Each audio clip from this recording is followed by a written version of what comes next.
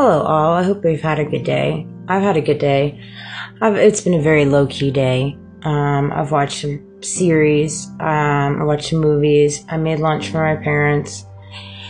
And just kind of chilled. I went on a walk earlier, but I just finished watching The Book of Eli with Denzel Washington.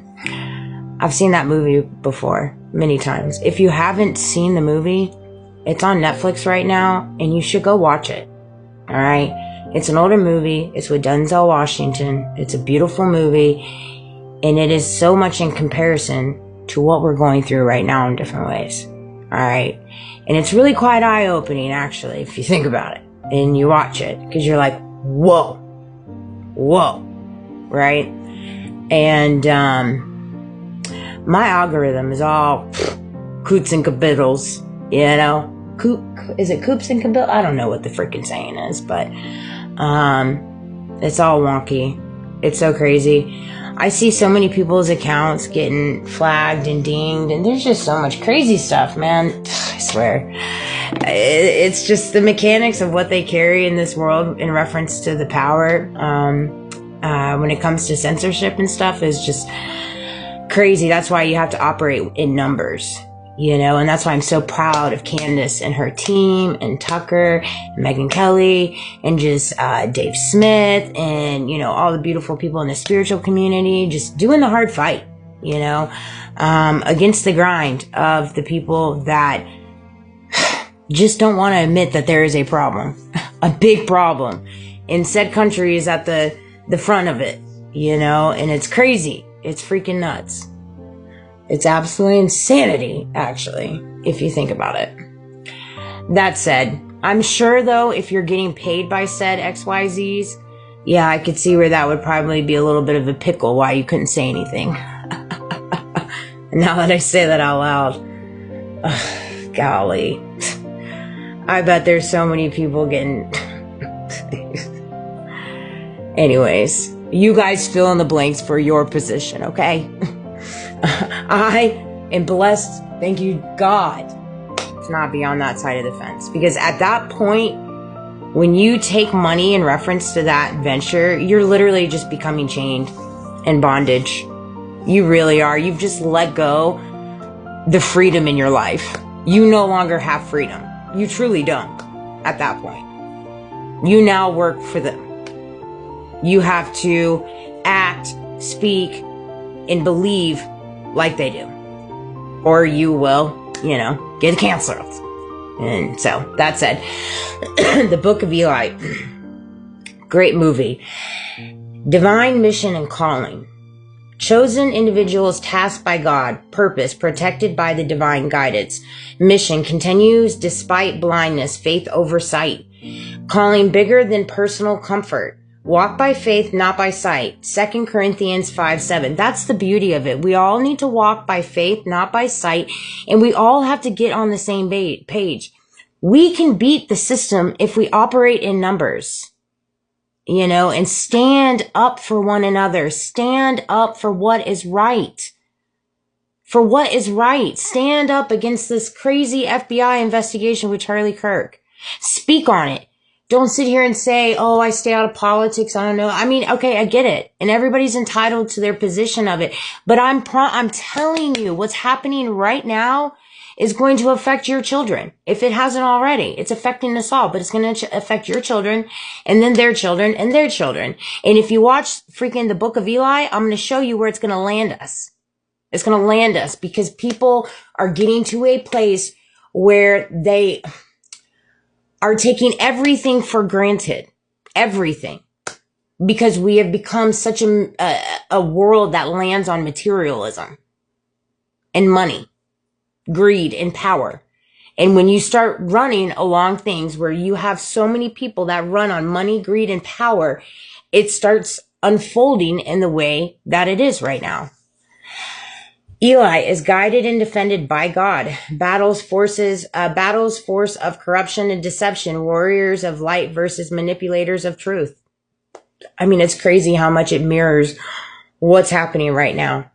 When God sends you, he shields you. That's right. When God sends you, he shields you. And I know God sent me. And he is shielding me. That's the only reason why I'm still alive. But he sent you too. And he's shielding you too. You're choosing not to see it. Because you're tapped into your ego still. You know? And it's one of those things. Let's see here. Wilderness. Physical eyes fail, spiritual sight rules. God's voice over humans' perception. True power comes from surrender, obedience, and listening. Prophets see through the spirit, not flesh. And that's the thing. You can see the spirit in people. And when I look at people, I see their spirit. Whether it's good or bad or ugly, I still see it. That's why in reference to all the people in my past, you know, I know a lot of people are like, Golly, does she know? Does she know? How long does she know? I knew the whole time. I knew the whole time. I just turned a blind eye to it. For a long time, I didn't want to see it. I really didn't. There's so many times I told myself on the inside of myself, like I knew something wasn't right. Something didn't feel right, but I always internalized it was like me. Like God was a problem. There's something wrong with me. And I always just chose and still choose to see the best in people because it helps me. It makes me feel better.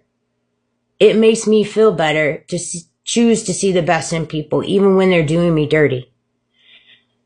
Because I feel like when you choose to do that, you lighten your heart, you lighten your mind, you lighten your soul, where it doesn't, of course it hurts, of course it's sad, you know, it's the worst feeling in the world, being betrayed on such levels, right?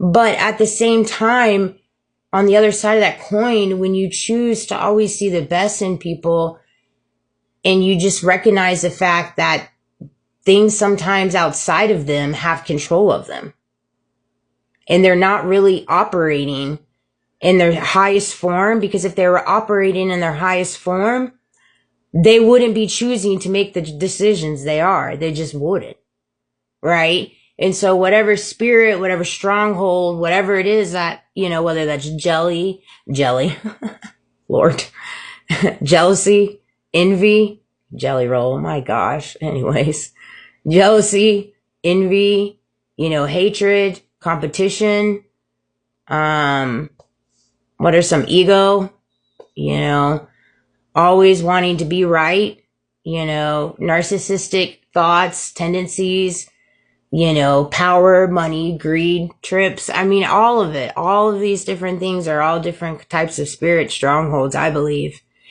And for me, it's just always helped me move and operate with a lighter sense of love.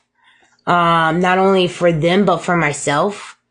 You know, I've always loved people so much. My love, I know it's a lot.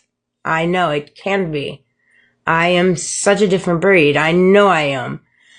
But it's taken me 41 years to get to where I love myself as much as I love humanity. I've never done that. I've never done that. You know, it's taken me a long time. By the grace of God, He has helped me with this.